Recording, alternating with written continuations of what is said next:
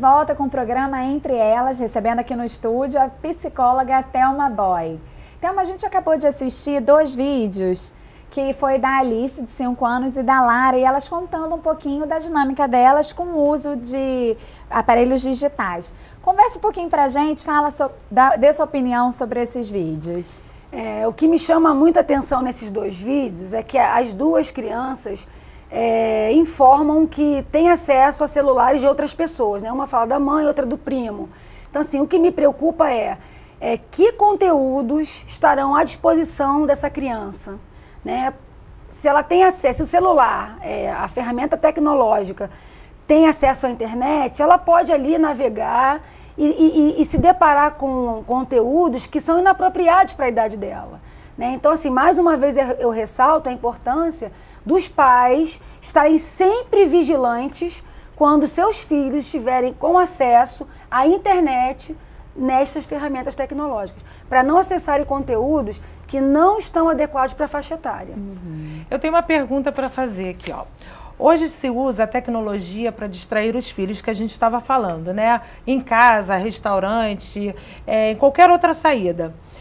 Pois assim, os filhos, eles falam que vão atrapalhar menos, porque quando você dá uma ferramenta, o que acontece? Eles não vão ficar... Ficam quietos. Né?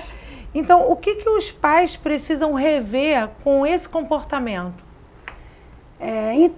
Realmente o que você está falando acontece muito hoje em dia, né? Os pais vão para restaurante, aí já botam o celular ou o tablet na mão da criança para ela ficar quieta, né? Vão em festas e botam o celular. E aí eu pergunto aos pais, por que não pode colocar um livro? Verdade. Combina com os filhos, a gente vai no restaurante hoje, se você ficar um pouco entediado, lê um livro, escolhe 3 livros e coloca na bolsa 3 livros, faz uma mochilinha da criança e coloca livro. Ela vai ficar quietinha durante o jantar ou almoço com os amigos. Os pais vão poder conversar com os seus amigos, que é o momento de lazer dos pais também, isso é fundamental. E a criança vai poder aproveitar aquele momento de uma forma muito construtiva. Então é uma sugestão, livros, se forem mais crianças, por exemplo, nesse restaurante, no almoço, no jantar, ou de uma festa na casa de amigos adultos, se tiverem outras crianças, sugiram jogos. Massinha. Então, assim, dá pra gente abrir o leque e não ficar tão voltado para as ferramentas tecnológicas. E a gente acaba motivando e despertando o interesse antes do tempo sem perceber. E a dependência, né? Exatamente. Porque cria uma dependência. Vai criando vício. Eu vou querer ir porque eu sei que eu vou poder mexer no tablet. De repente é uma forma que ela Sim. vai ver de ficar mais tempo conectada. E eu percebo muito isso no consultório, que eu tenho uma estante maravilhosa de livros. E aí, dificilmente a criança naturalmente procura os livros. Porque eu já estou percebendo que elas já estão acostumadas, motivadas a ir atrás da tecnologia. Então eu faço um retrabalho, que a escola é parceira. As escolas fazem, né, o círculo da leitura, que é um barato, que é mais um estímulo para os pais em casa lerem com a criança, fazerem dramatização.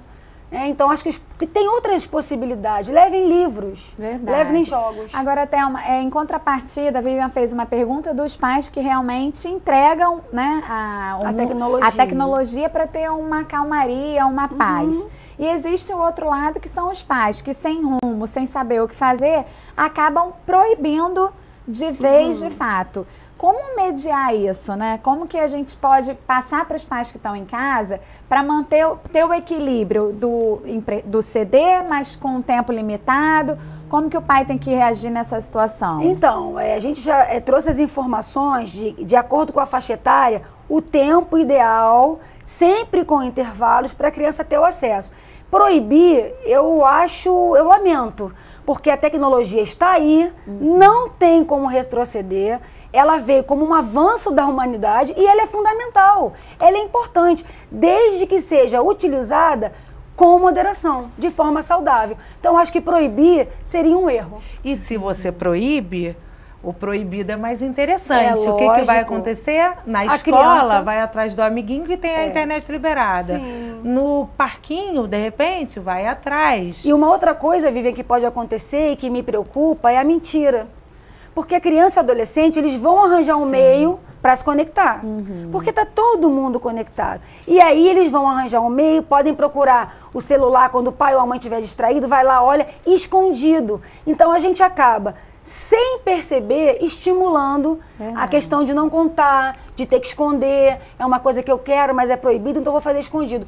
E não vai ser legal, não vai criar uma relação de confiança.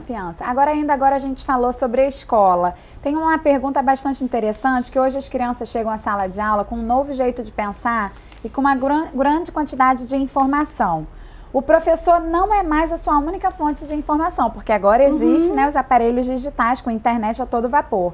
Como deve ser o olhar desses professores mediante essa nova realidade? Essa pergunta é ótima, porque a gente precisa entender a real importância do professor. Porque o professor, ele não é um mero passador de informações.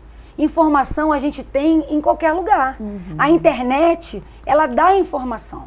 Rápida. Mas o professor, ele pega as informações que os alunos trazem, mais é que ele tem que dar, e transforma em conhecimento. O que a gente vai fazer com a informação que tanto os alunos trazem, como eu estou trazendo também de novidade? Vamos transformar em conhecimento.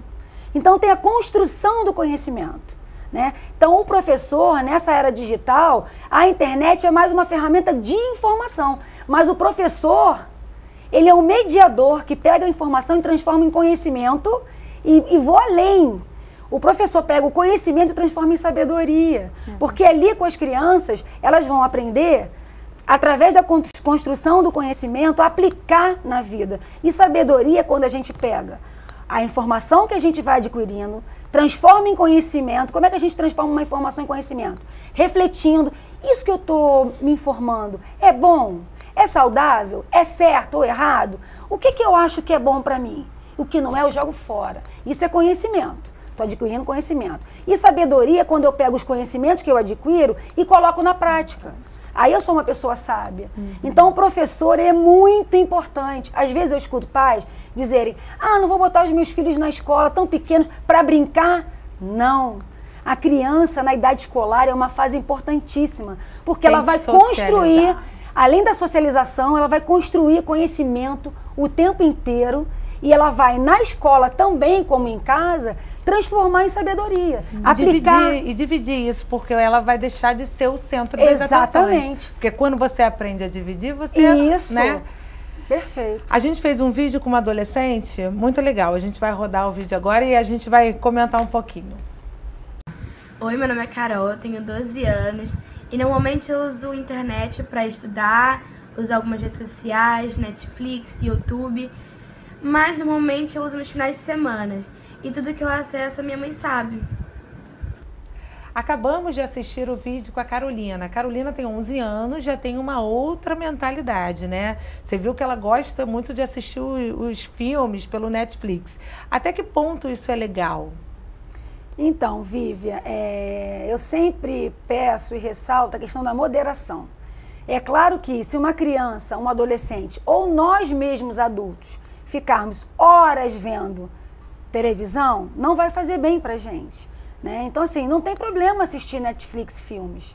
Eu acho que o problema é quando a gente tem sempre os excessos. Ficar horas, porque aquela informação que eu dei da faixa etária e a quantidade de horas diárias recomendadas são para qualquer aparelho tecnológico. A televisão também entra nisso. Né? Então, assim, ficar horas, a gente viu que a faixa etária, não foi? Até os 13 anos, eram no máximo 3 horas por dia com intervalo.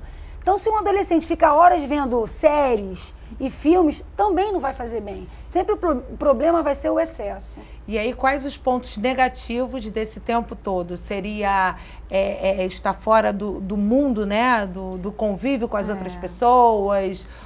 Você fica muito isolado? O que pode causar? Então, o excesso, né? Em qualquer ferramenta tecnológica, ele vai ter consequências drásticas. Tem as consequências físicas que nós já conversamos, né? Pela má postura e pelos movimentos repetitivos. Sim. E tem as consequências emocionais também, físicas. Então, emocionais. A tendência é a criança e o adolescente, se eles não têm um limite de uso, eles vão se isolar. Porque se uma criança pode ficar horas na rede social, na internet navegando. O adolescente pode ficar horas e se eles têm acesso a jogos, a gente sabe que com 8 minutos acessando jogos, a gente já tem o hormônio lá do prazer em ação. Então é gostoso mesmo ficar jogando. Por isso que vicia. Por isso que os jogos viciam. Então a gente precisa estar de olho nisso. Então sempre eu ressalto a questão do excesso. Porque se a criança começa a se isolar, querendo ficar só no tablet ou no celular ou qualquer outra ferramenta, e o adolescente também, isso é um sinal de alerta. Porque ela vai se isolar, ela pode ter depois problemas com depressão, com a questão da obesidade, porque ela vai ficar muito parada, ao invés de brincar, de sair com os amigos, ela vai escolher ficar em casa. Eu escuto muita família falar, mas não quer fazer mais nenhum passeio com a gente, nenhum programa com a gente. E quando você vai checar com a família, é isso que acontece. O adolescente ele vai se isolando mesmo, vai ficando dentro do quarto. E uma coisa muito importante é a questão da privacidade com a segurança.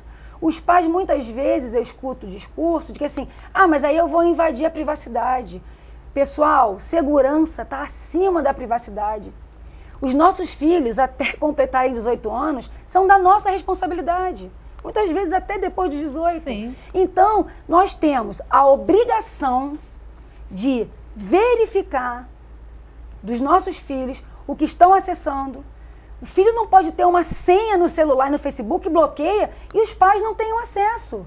Porque aí a gente tem o perigo da pedofilia, que está acontecendo em índices alarmantes no mundo, sequestros, porque a criança e o adolescente, sendo imaturos ainda emocionalmente, eles não têm ainda o senso ético formado, porque ética vem com exemplo. E aí o que acontece? Eles vão dando informações sem saber. Entra desconhecido na rede, eles dão o endereço. Não, e sem querer, você tira uma foto, põe no Facebook, você levando seu filho para a escola. A pessoa que está com a maldade, ela sabe que o seu filho... achei bonitinha aquela criança, ela estuda em tal escola. Ela vai ver o horário da entrada, o horário da saída. Os pais pecam nisso, imagina uma criança. Uma criança que não tem noção da maldade, né? E aí vem uma série de consequências. Então, assim, os pais precisam e devem ter acesso aos conteúdos, celular, tablet, Facebook, devem acompanhar. E não permitir que os filhos bloqueiem com senha.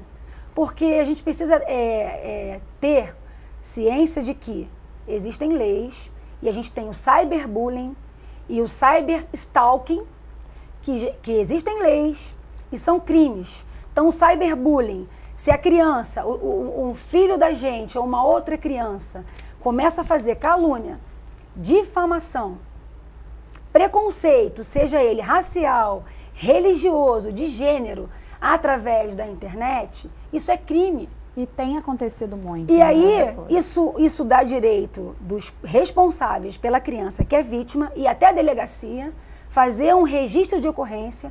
Os pais vão responder criminalmente pelos atos cometidos pelos filhos e os filhos vão ter medidas socioeducativas protegidos pelo ECA.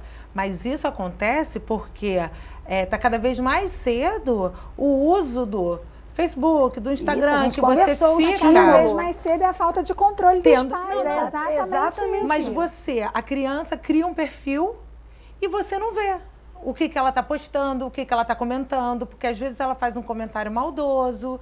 Então, você tem que saber que ele... Eu não sei qual a idade mínima para se ter um perfil no Facebook. Então, Vivian, não existe uma idade. Você tem que ter um controle. Não há pesquisas para ter uma idade. Mas acho que diante de tudo que a gente conversou, a criança a gente viu que até os 11, 12 anos, ela tem que ter aquele controle, aquela quantidade de 3 horas de acesso, contando com as pesquisas escolares, com intervalos e com acompanhamento. Então, geralmente, um perfil no Facebook a gente recomenda para adolescente, que já vai tendo uma maturidade mais para o adolescente com acompanhamento dos pais. Porque eles não têm ainda um senso moral e ético para discernir o que eu posso falar que não se caracteriza crime. Né? Porque é o que eu falei, tem o cyberbullying, tem o cyberstalking, que é a questão da perseguição. Então, se uma criança ou adolescente vai para a rede social, vai para a internet e fica perseguindo um coleguinha, Isso é o cyberstalking, isso é crime. E a família da vítima pode fazer a denúncia na delegacia e deve. E o que eu recomendo se acontecer? Porque pode acontecer com os nossos filhos, né? Serem vítimas. A gente precisa salvar o conteúdo, printar essa tela, imprimir e já ir na delegacia procurar ajuda e segurança com esse material. Esse material é a prova de que a criança ou adolescente foi vítima desses crimes cibernéticos, né? Entendi. O papo tá muito bom, né, Ingrid? Mas a gente precisa chamar o comercial. A gente vai dar uma pausa rapidinho no nosso bate-papo, vai para o comercial e daqui a pouquinho a gente volta com a psicóloga Thelma Boy conversando sobre a geração conectada.